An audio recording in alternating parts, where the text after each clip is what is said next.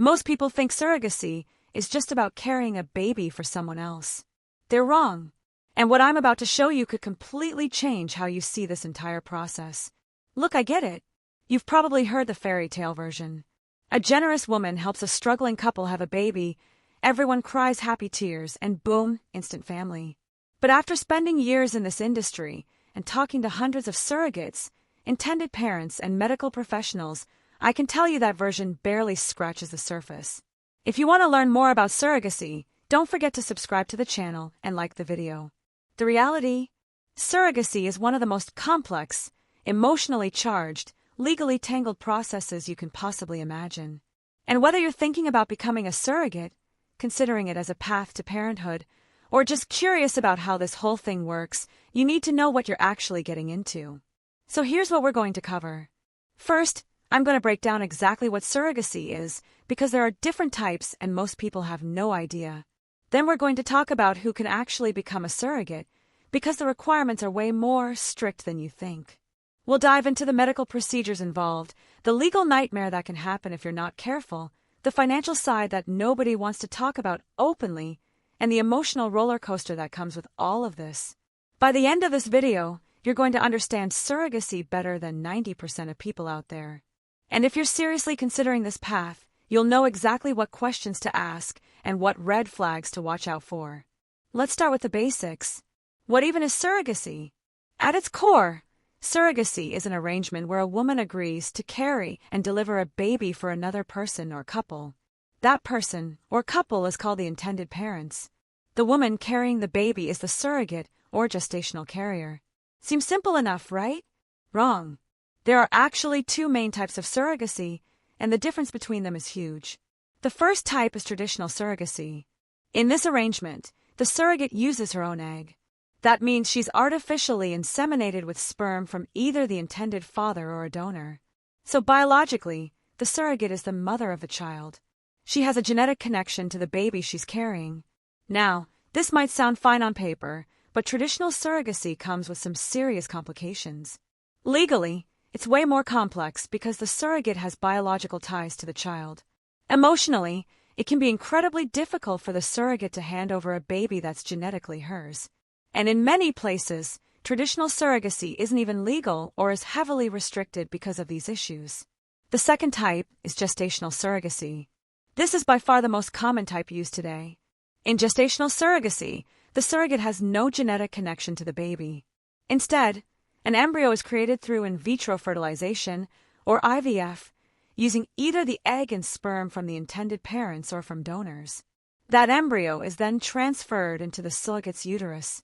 She carries the pregnancy, but the baby is not biologically related to her. This distinction makes a massive difference legally and emotionally. Most surrogacy arrangements today are gestational because it provides clearer boundaries and fewer legal complications.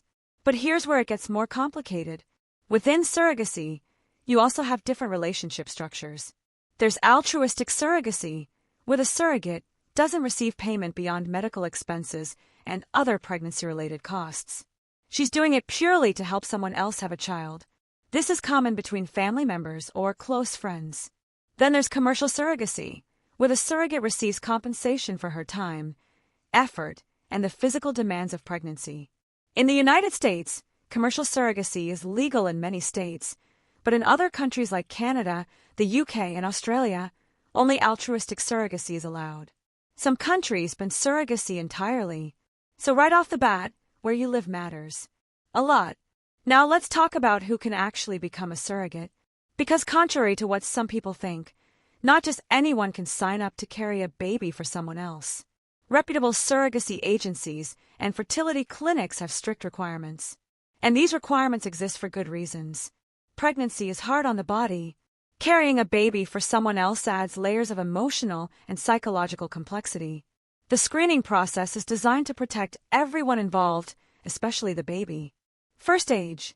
Most agencies require surrogates to be between 21 and 40 years old. Some will accept women up to 45, but that's less common. Why these age limits? Women under 21 might not fully understand the commitment they're making. Women over 40 face higher risks during pregnancy. It's about safety and informed decision-making. Second, previous pregnancy. Almost every agency requires that a potential surrogate has already given birth to at least one child. And not just any birth, a healthy, full-term pregnancy with no major complications. Why? Because pregnancy is unpredictable. If you've never been pregnant before, nobody knows how your body will respond. Will you develop gestational diabetes? Preeclampsia? Will you be able to carry to term? Having a successful pregnancy history shows that your body can handle it. Plus, it means you understand what pregnancy actually feels like. You know what you're signing up for. Third, current parenting.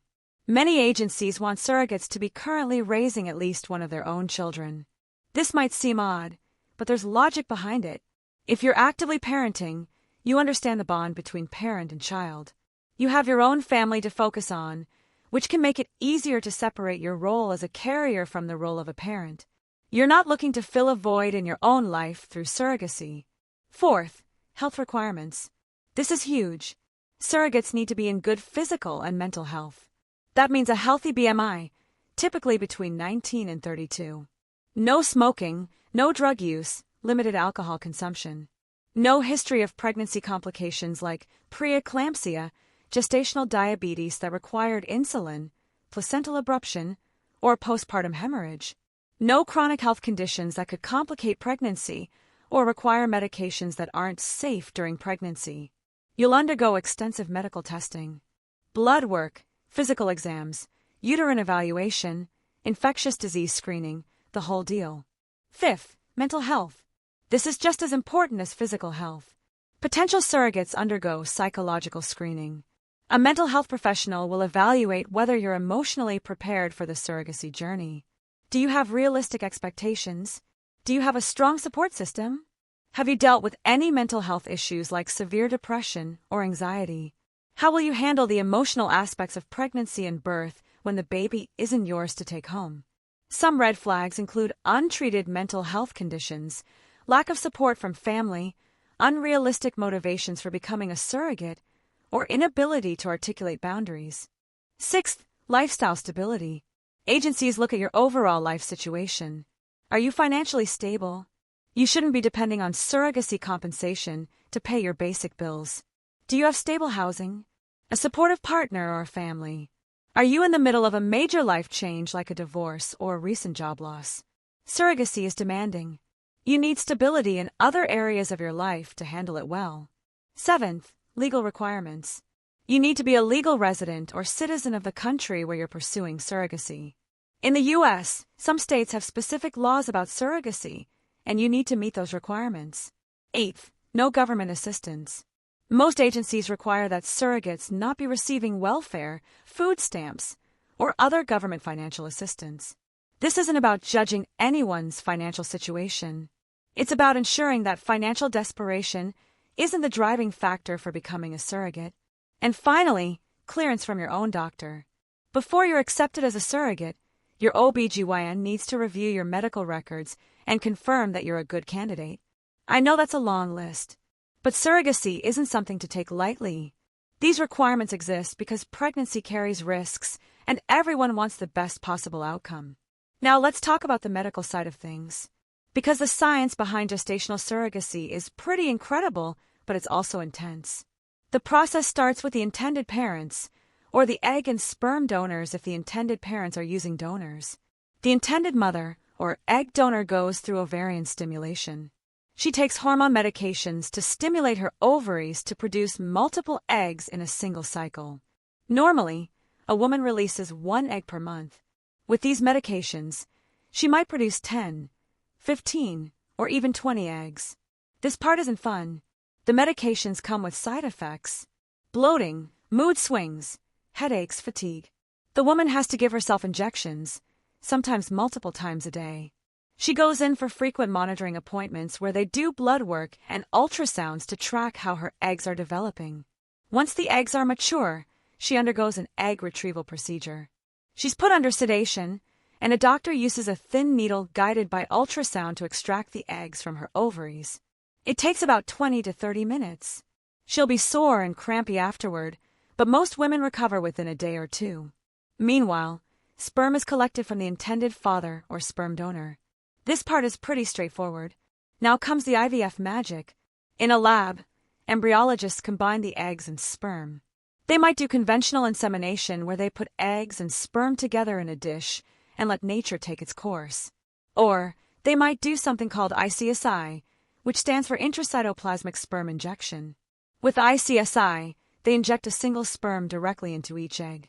This is common when there are sperm quality issues or previous fertilization failures. The fertilized eggs, now embryos, are monitored closely. Over the next 5 to 6 days, they develop. Not all of them will make it. Some stop dividing. Some develop abnormally. The ones that reach the blastocyst stage, which is day 5 or 6, are the strongest. At this point, many intended parents choose to do genetic testing. This is called PGT, or pre-implantation genetic testing. A few cells are carefully removed from each embryo and sent off for analysis.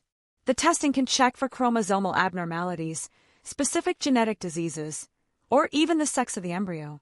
This testing helps ensure that the healthiest embryos are chosen for transfer. The embryos that aren't immediately used are frozen. Embryo freezing technology has gotten really good. These embryos can be stored for years and later thawed for transfer with high survival rates. Now we get to the surrogate's part.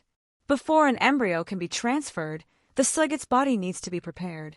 Her uterine lining needs to be thick and healthy, ready to support an embryo. She starts taking medications, usually estrogen and progesterone. The estrogen helps build up the uterine lining. The progesterone makes the uterus receptive to implantation. The surrogate takes these medications in various forms: pills, patches, suppositories, or injections. Progesterone injections in particular are thick, oily, and painful. Many surrogates say this is one of the hardest parts of the process. These shots go into the muscle of the butt or thigh, and they can cause soreness, bruising, and lumps at the injection sites. She has to do this every single day. Throughout this preparation, the surrogate has monitoring appointments, blood work to check hormone levels, ultrasounds to measure the thickness of her uterine lining. Everything has to be just right before they move forward with the transfer.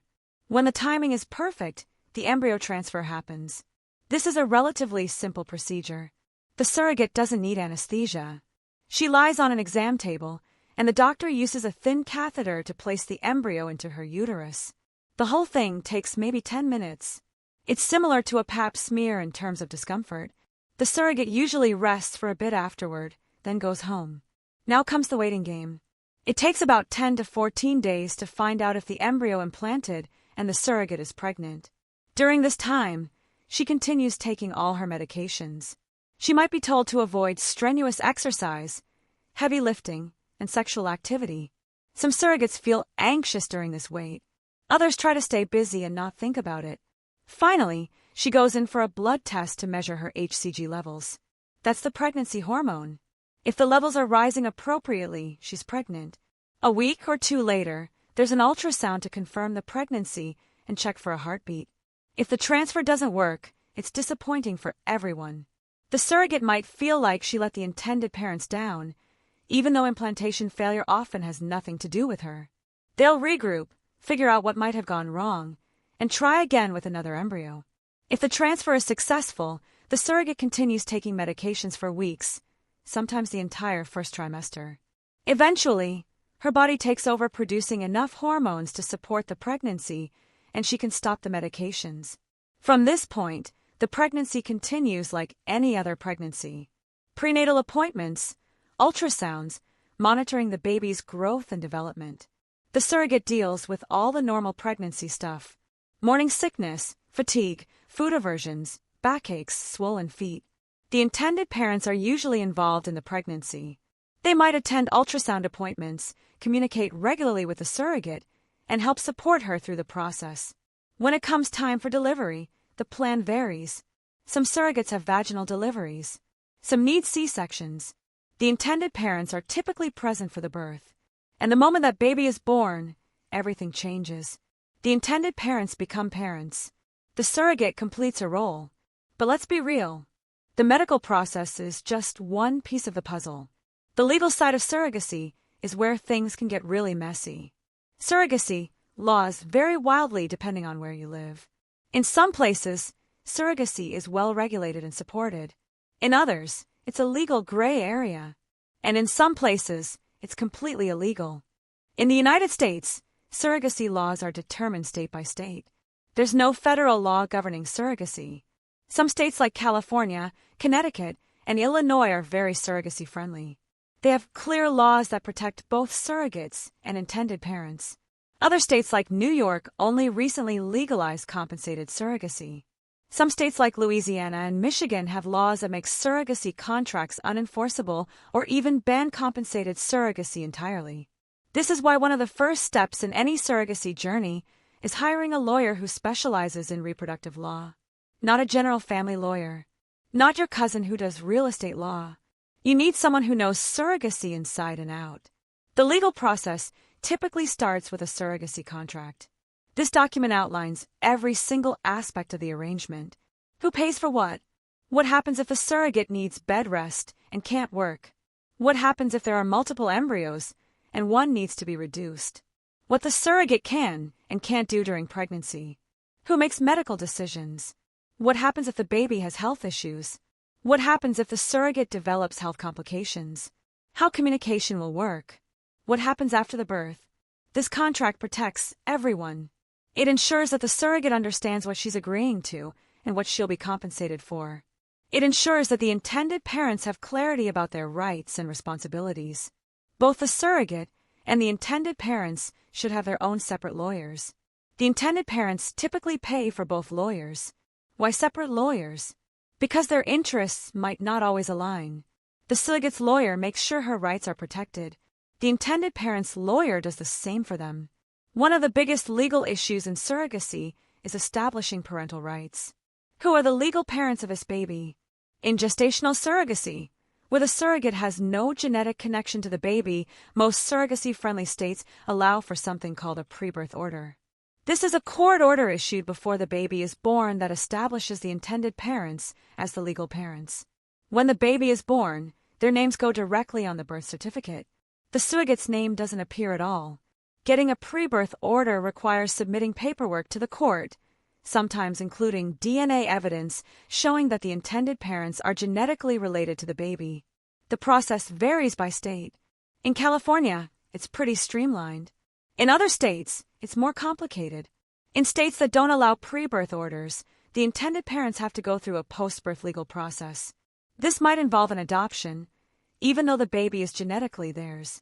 The surrogate might be listed on the birth certificate initially, and then a court order changes it. This process can take weeks or months. And here's where it gets really tricky.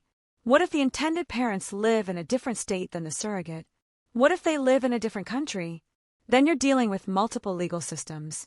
International surrogacy adds layers of complexity involving immigration law, citizenship issues, and varying legal recognition of surrogacy.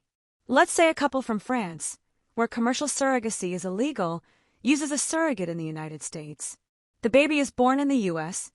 and is a U.S. citizen. But getting that baby recognized as the legal child of the French parents back in France can be incredibly complicated. Some countries don't recognize surrogacy at all, which means the intended parents might struggle to get passports or legal documents for their own child.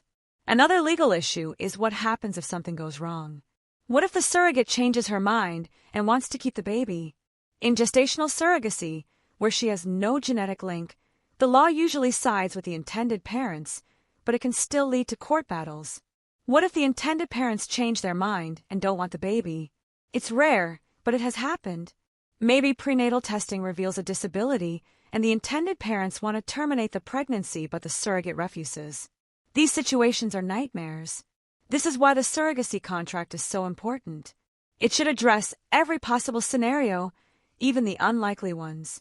And everyone involved needs to understand that once you start this process, you're committed. There are also legal considerations around parental leave, insurance, and medical decisions. If the surrogate is married, her spouse might need to sign off on the surrogacy agreement. If the intended parents are using a donor egg or donor sperm, there are legal agreements with those donors too. It's a lot, and it's expensive. Legal fees for surrogacy can easily run into the tens of thousands of dollars. Speaking of money, let's talk about the cost of surrogacy. Because this is the part that shocks most people. Surrogacy is expensive. Like really expensive. In the United States, the total cost for intended parents typically ranges from $100,000 to $200,000 or more. Let me break that down.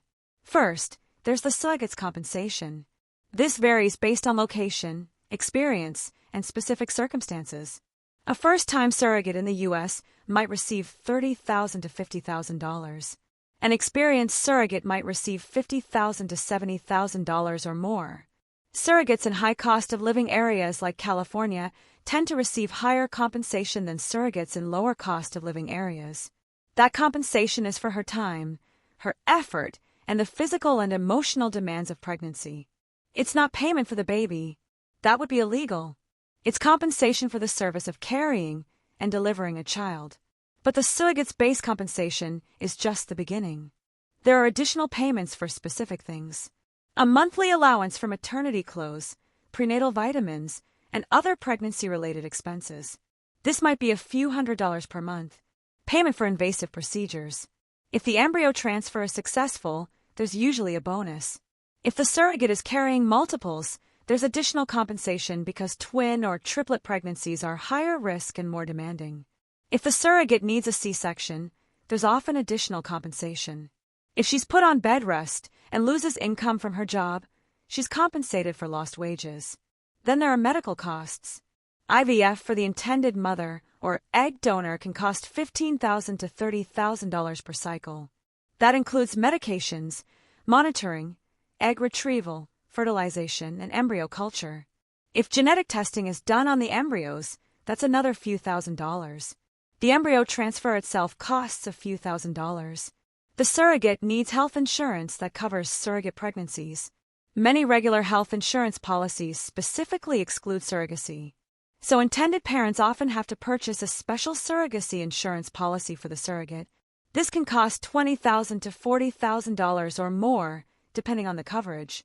All prenatal care, ultrasounds, lab work, the delivery, and postpartum care need to be paid for. If there are complications, medical costs can skyrocket. Legal fees, as I mentioned, can be $20,000 to $40,000 or more. Both the surrogate and the intended parents need lawyers, and they might need lawyers in multiple states if they live in different places. Agency fees. If the intended parents are working with a surrogacy agency to find and match with a surrogate, the agency charges a fee. This is typically $20,000 to $40,000. The agency handles screening surrogates, facilitating the match, coordinating the process, and providing support throughout. Then there are escrow fees. Surrogacy finances are usually managed through an escrow account. A third party holds the intended parent's money and disperses payments to the surrogate, medical providers, and others according to the contract. The escrow service charges a fee. There are background checks, psychological screenings, home studies, travel costs if the surrogate and intended parents live far apart, and miscellaneous expenses that pop up. Add it all up, and you're looking at a massive financial investment. For many people, surrogacy is only possible through loans, fundraising, grants, or help from family. Some intended parents go abroad for surrogacy because it's cheaper. Countries like Ukraine, Georgia, and Mexico have been popular destinations for international surrogacy. The costs can be significantly lower, maybe $40,000 to $70,000 total.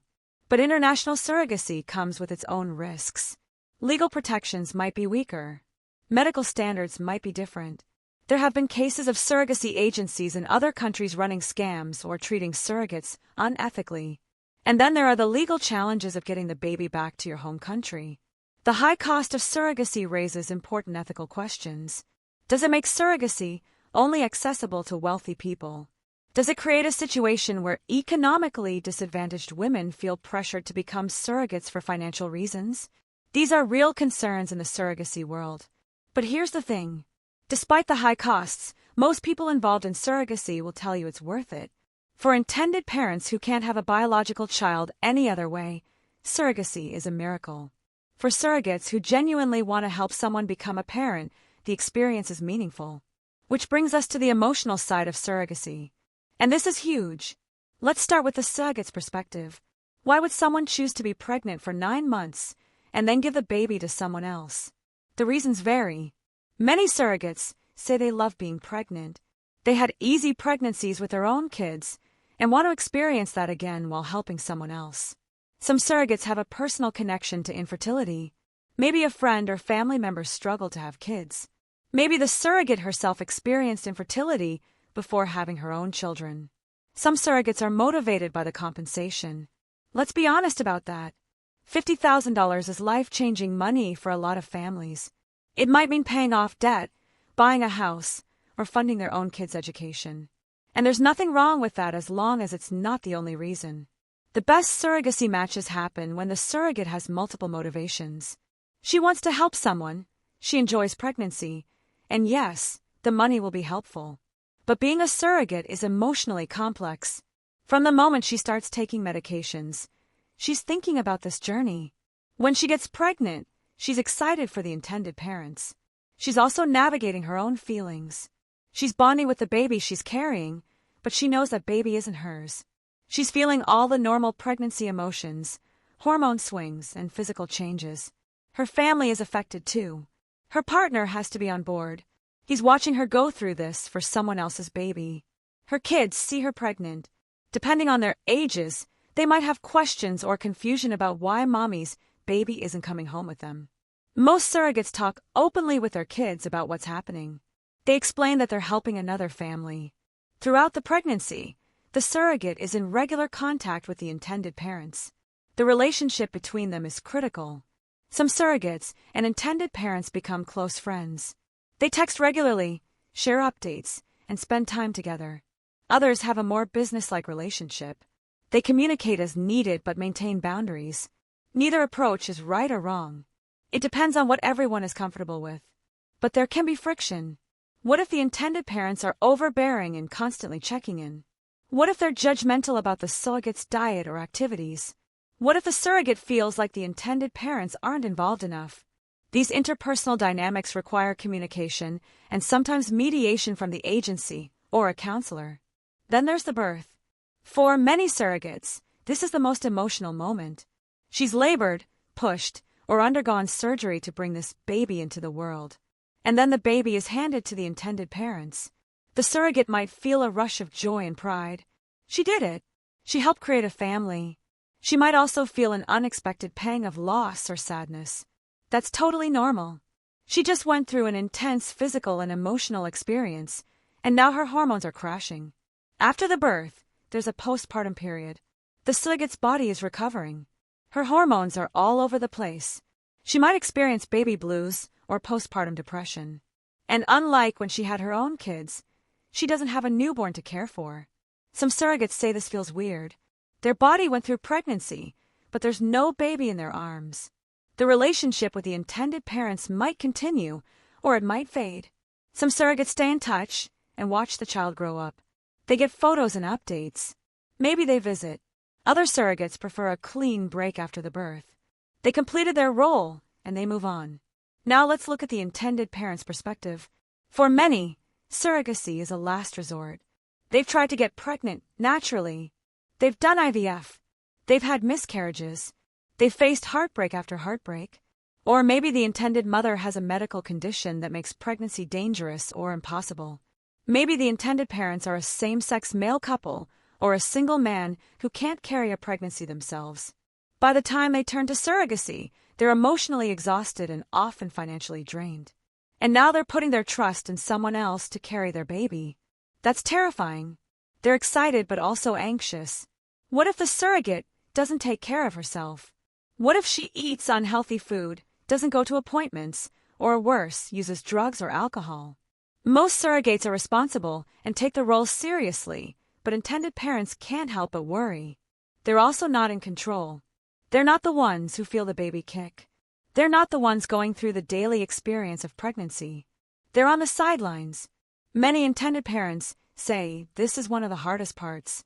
They want to be involved, but there's only so much they can do. Some intended parents struggle with feelings of guilt. They feel bad that someone else has to go through pregnancy for them. They worry about the surrogate's well-being.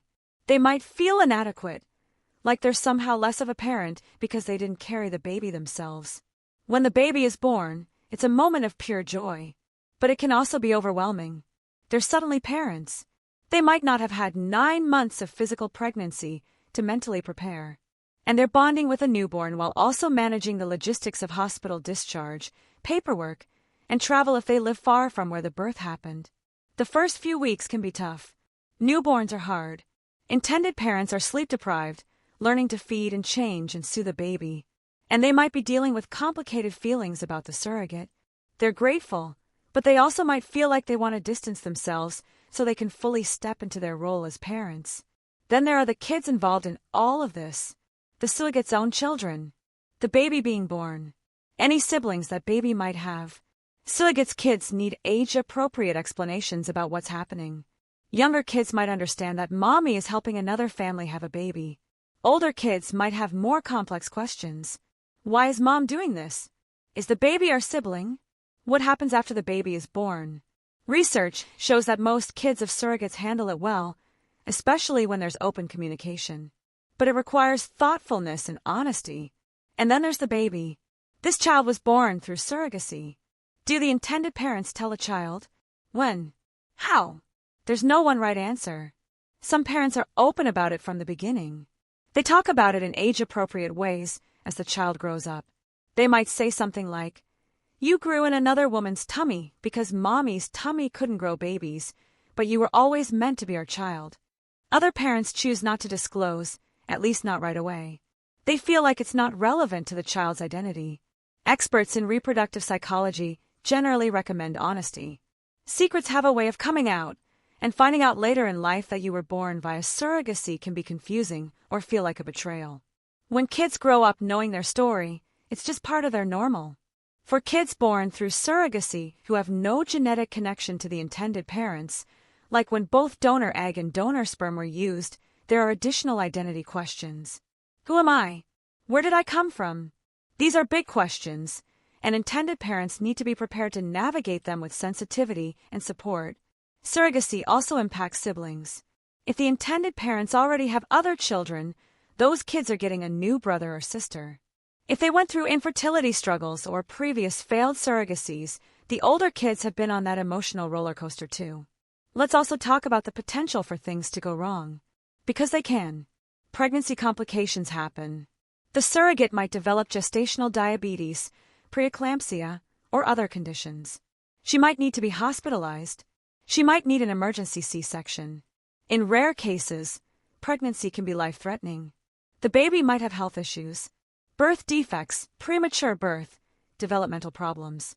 Intended parents need to be prepared for the possibility that their baby might not be born healthy. There can be miscarriages. Despite doing everything right, the pregnancy might not continue. This is devastating for everyone involved. Sometimes surrogacy arrangements fall apart. The surrogate and intended parents have a falling out. The intended parents get divorced during the pregnancy. Someone backs out of the agreement. In some countries with less regulation, there have been horror stories. Surrogates being exploited, babies being abandoned, agencies running scams. These worst-case scenarios are rare, especially when you work with reputable agencies, lawyers, and medical professionals. But they're possible, and everyone involved needs to understand the risks. Now let's talk about the ethical debates surrounding surrogacy. Some people believe surrogacy is a beautiful way to help someone have a family. Others think it's exploitation of women's bodies. Some argue that compensated surrogacy turns babies into commodities. Others say that compensating surrogates for their time and effort is fair and doesn't commodify children. There are concerns about economically vulnerable women being coerced into surrogacy because they need money. There are concerns about international surrogacy creating a system where wealthy people from developed countries use poor women from developing countries as surrogates. There are feminist debates. Some feminists support surrogacy as a woman's right to choose what she does with her body. Other feminists see it as reinforcing the idea that women's value is tied to their reproductive capacity. Religious perspectives vary wildly. Some religious traditions are fine with surrogacy. Others oppose it on the grounds that it interferes with natural procreation or commodifies life. There are questions about the rights of a child. Does every child have a right to know their genetic origins? What about children born through surrogacy with donor eggs or sperm? What if they want to find their genetic relatives later in life? These ethical questions don't have easy answers. People with strong values on all sides can make compelling arguments. What's important is that anyone involved in surrogacy thinks carefully about their own values and makes choices that align with them. So who actually uses surrogacy? What kinds of people become intended parents through surrogacy? Heterosexual couples, where the woman can't carry a pregnancy. This might be because she was born without a uterus, had a hysterectomy, has a medical condition like severe heart disease that makes pregnancy dangerous, or has experienced repeated pregnancy losses or failed IVF attempts. Same-sex male couples who want to have a biological child. One or both partners provide sperm, they use a donor egg, and a surrogate carries the pregnancy. Single men who want to become fathers. They use donor eggs and a surrogate. Women who can't carry a pregnancy due to age, medical conditions, or other factors.